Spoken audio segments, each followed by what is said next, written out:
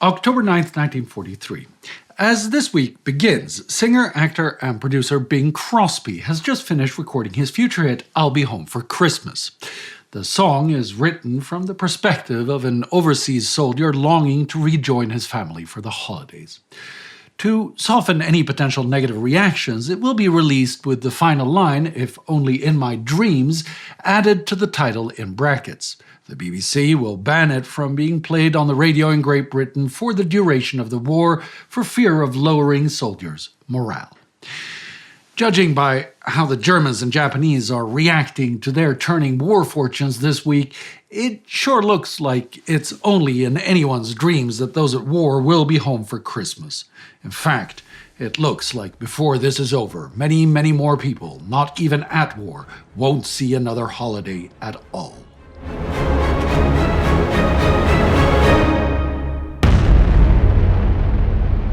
This is War Against Humanity, a series of World War II in real time. I'm Spartacus Olsson. Last week, the Nazis demanded gold from the Jews of Rome. Plans to deport the Jews from Denmark were leaked and started an effort to evacuate all those endangered people to neutral Sweden. Italians in Naples rose up against the German occupiers who destroyed the city even further as they fled and the United Nations alliance arrived. This week, the Western Allies have to abandon their first attempt to liberate islands around occupied Greece, while the Germans there go after their former Italian allies and Greek civilians. Small British forces landed on the Greek islands of the Dodecanese beginning on September 9th, virtually unopposed. But now, on October 3rd and 4th, the Germans retake Kos, capturing many of the 4,000 Italian and 1,500 British defenders. Between October 4th and 6th, the Germans put 148 Italian officers on trial, again finding them guilty of treason against the Axis alliance. A couple defect to the Germans, 28 managed to escape to neutral Turkey, but the remaining 103 officers are executed. And while the Germans massacre their former allies, the Greek are about to fall on each other. As we have seen before, there are tensions between different Greek resistance and partisan groups, with the British SOE representatives in Greece caught in the middle. On one side is the National Liberation Front, EAM, and its military wing, ELAS, the communists. On the other, the National Republican Greek League, or EDIS, gathering the rest of the political spectrum and leaning towards the nationalist right. Over the last couple of months, as the occupiers seem to weaken, tensions have increased. EDIS has been making active efforts to recruit anti-communist fighters, and the British would like to see King George return once the Axis have been beaten. The EAM communists have broken trust with their EDIS and British allies by trialing prisoners through partisan courts, sentencing to death not only collaborators or criminals, but also ideological opponents. The mistrust culminates on October 7th when EDIS fighters capture the head of the Communist Party in Epirus. In retaliation, Aris Velouchiotis, Captain General of ELAS, orders all of his 4 divisions to attack EDIS on October 9th. While this civil war begins, resistance against the foreign enemy continues as well, and the Greek civilians will pay the price. On October 1st, commander of the 98th Gebirgsjäger Regiment, Colonel Josef Salminga, who we saw order massacres of civilians a few weeks ago, was killed by the partisans in an ambush. In retaliation, his newly arrived replacement, General Karl Hubert Lanz, orders his forces to carry out a ruthless retaliatory operation in a 20-kilometer radius from the kill site. In several villages, all civilians are rounded up and shot, claiming the lives of close to 300 Greek civilians. Almost a third of the victims are residents of the village Lingiades. Most male villagers are at work in nearby villages, and the remaining 97 civilians are almost exclusively women, children, and elderly. The Wehrmacht soldiers separate them, take them to cellars and basements, execute them, and burn the village down. Only 2 adults and 3 children manage to escape by feigning death or hiding. Of the 92 victims, 1/3 is aged between 6 months and 11 years old. To the west, on the other side of the Ionian Sea, in Naples, the Allies are now in control and begin to help to restore living conditions in the city, left devastated by the Germans and the Allied bombing campaign preceding their invasion. On the other side of the world, the US are also bombing their enemy on Japanese-occupied Wake Island.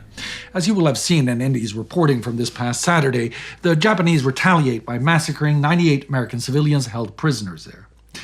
The United Nations alliance also steps up bombing in Germany.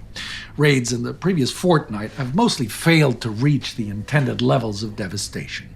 As October comes around, this is changing. So far this month, Hagen, Munich, Kassel, Frankfurt, and Stuttgart have been bombed with hundreds of deaths, thousands of injured, and tens of thousands left homeless. On the 8th, the RAF returns to Hanover for the third time in less than a month. After 2 failures due to weather, this time the 504 aircraft reached their destination.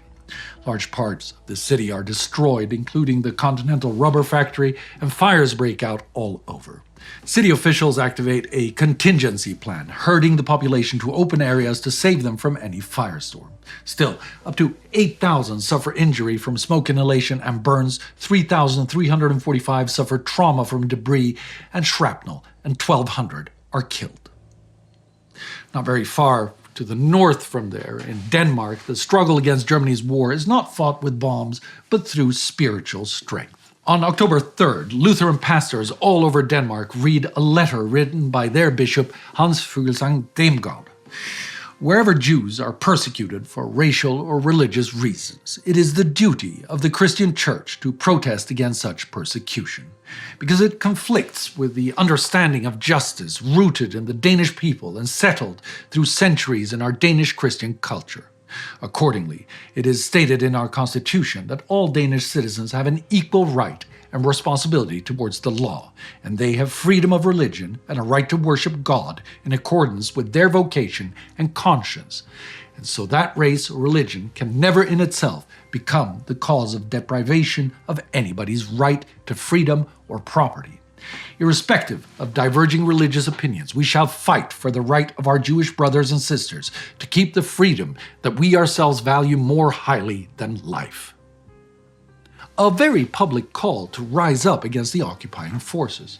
But instead of retaliating, SS Gruppenführer Werner Best, in charge of the occupation, lifts the state of emergency on October 6th. His reasons are again unclear, but fit into the resigned statement to Berlin from end of last week that the flight of the Jews has reached the intended goal, to make Denmark Judenfrei, free of Jews.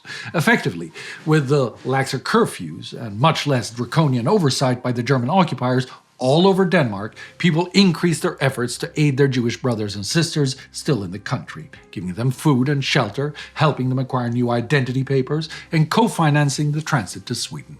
One of the refugees is a young boy, Leo Goldberger. It was a bitter cold October night. We were anxiously waiting for the promised light signals. Then finally the lights flashed. We were off. We were hauled aboard the boat, directed in whispers to lie concealed in the cargo area, there to stretch out covered by smelly canvases. In the event that German patrols were to inspect the boat, we would be passed over as fish. There seemed to have been some 20 other Jews aboard. He and they will survive. And in Rome, the 8,000 Jewish Italians who paid 50 kilos of gold and 100 million lira in ransom to the Nazis last week hope for a similar fate. But when SS leader Herbert Kappler, who negotiated the deal, asks for permission on October 9th to use them as forced laborers in the city, German Führer Adolf Hitler gets word of the whole affair. The Führer nixes the request and orders Kappler to ignore his previous commitment and deport all Romans of Jewish faith or ethnicity to the concentration camps and extermination factories in Eastern Europe as soon as possible. You see, while Kappler might look at this genocidal job pragmatically, the Nazi leadership focuses on their ideological delusion that extermination of the Jews is of highest priority to achieve victory. On the 4th, Reichsführer SS Heinrich Himmler explains as much in a speech to a conference of SS Gruppenführer in Posen, occupied Poland. The men he speaks to are the very ones in charge of the Einsatzgruppen who have been carrying out much of the genocide, bullet by bullet. Ich will auch ein ganz schweres Kapitel, will ich hier vor Ihnen in aller Offenheit nennen. Es soll zwischen uns ausgesprochen sein, und trotzdem werden wir nicht in der Öffentlichkeit nie darüber reden. Ich meine die Judenevakuierung die Ausrottung des jüdischen Volkes. Wir haben das moralische Recht, wir hatten die Pflicht unserem Volk gegenüber, das zu tun. Dieses Volk, das uns umbringen wollte, umzubringen. He offers no explanation as how this killing he fears would happen, and instead goes on to explain that under no circumstances must they enrich themselves while doing this. Otherwise, they will catch the disease he believes they are purging from the world. He laments the burden of suffering it puts on the men, how none other can understand the difficulties they face, and then praises them for being valiant mass murderers of the defenseless. Insgesamt aber können wir sagen, wir haben diese schwerste Aufgabe in Liebe zu unserem Volk getan. Und wir haben keinen Schaden in unserem Innern, in unserer Seele, in unserem Charakter daran genommen. 2 days later, on October 6th, at the same conference, he addresses an assembly of Gauleiters and Reichleiters, as well as Hitler Youth leader Otto Axmann, Reich Minister of Armaments and War Production Albert Speer, and Reich Minister for the Occupied Eastern Territories Alfred Rosenberg. Here he expands on his decision to kill the most defenseless. The question came to us, what about the women and children? I decided that here too I must find a very clear solution.